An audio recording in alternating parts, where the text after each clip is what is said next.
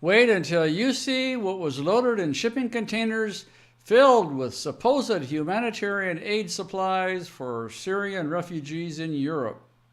It turns out there was one gift that these unvetted refugees want more than food and blankets, and that's rifles, shotguns, and ammunition. And the Turkish company that shipped this army-sized firepower has a branch in Florida, the good old US of A. So guess what's coming our way? This revelation must add more fuel to the fire as patriots call on Congress to shut down the refugee resettlement program in America. But will that happen? Will Congress actually shut down the program that is being used to bring terrorists from the battlefield of Syria direct to your dinner table? Backyard? Well, at least your city. Not if we don't speak out, and speak out right now. The Republican-led Congress is preparing to cave in to Obama's demands to fully fund a 60% increase in refugees next year. And when I say refugees, I mean unvetted refugees. That's why we need you to get involved right now.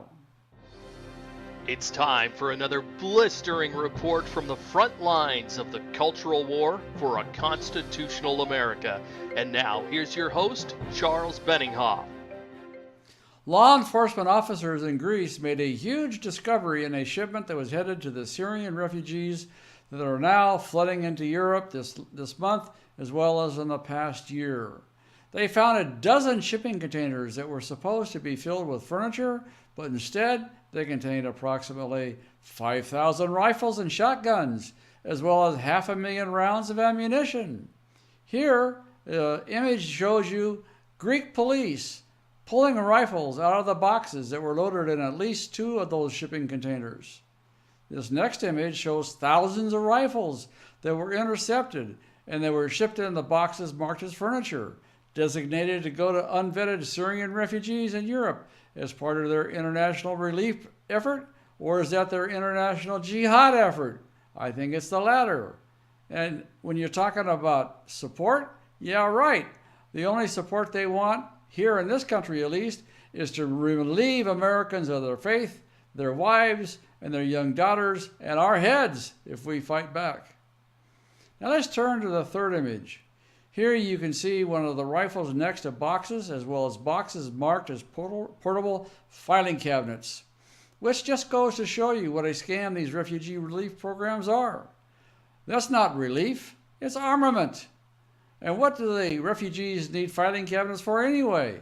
Well, that's a side issue next to the hundreds of thousands of rounds of ammunition, as well as those 5,000 rifles.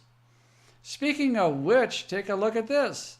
9mm rounds, hundreds of thousands of 9mm parabellum ammunition. That was also seized. Police found 5,000 rifles and shotgun. So where are all these pistols that these 9mm rounds are intended for? As we all know, 9mm rounds generally go into pistols, not into rifles, and surely not into shotguns. Well, probably those weapons, those handguns, are in another care package also shipped to unvetted Syrian refugees. Does the sound of this story start beginning to have a pattern? Well, we don't know the final destination of those weapons, but we can presume that Muslim charities in Europe operate just like the ones here in America, which is to say that many of them are front groups for the Muslim Brotherhood. If the refugees are receiving shipments of rifles and shotguns, at what point will the politicians here in America admit this is an invasion and not a refugee crisis? Keep in mind that Barack Obama said if you don't want to let Syrian refugees into America, you're afraid of widows and orphans, just like we're afraid of the JV team they call ISIS. The truth is, as always, is that Obama is lying and that the refugees coming from Syria are primarily unvetted fighting-age males. Almost zero Christians are allowed into America, only Muslims. Many are active members of the Islamic State, according to U.S. government admissions. If you think these terrorists are not coming to America posing as refugees and demanding asylum, think again. Breitbart News reports that the FBI's Terrorist Screening Center had more than 7,700 confirmed encounters with terrorists in the United States from July 2015 through July 2016. The largest number of those encounters were in states that border Mexico, which is what the terrorists are using to cross the oceans and then sneak into America across our saguaro-embedded desert called the Sonoran Desert. That's the significance of the background image today.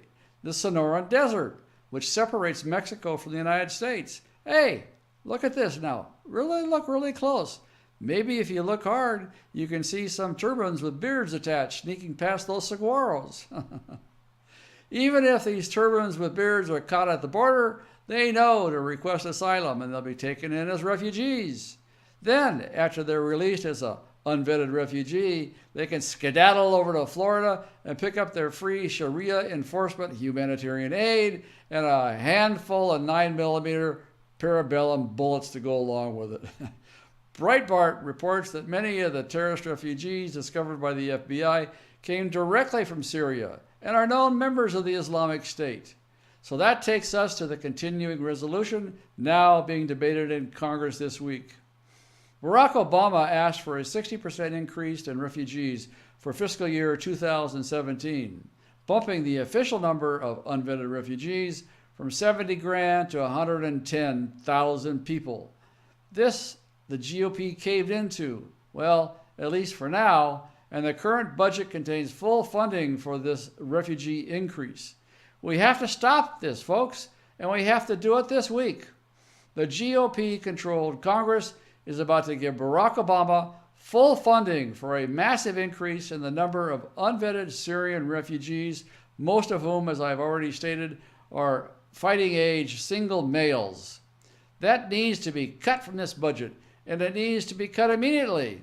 Congress wants to go home after this week so the members can campaign for November. So they're rushing this temporary budget proposal through right now. Are they rushing your safety and your security? The safety of your family, the safety of your community, the safety of your kids? Are they rushing that too? I hope time doesn't prove this fear to be of substance.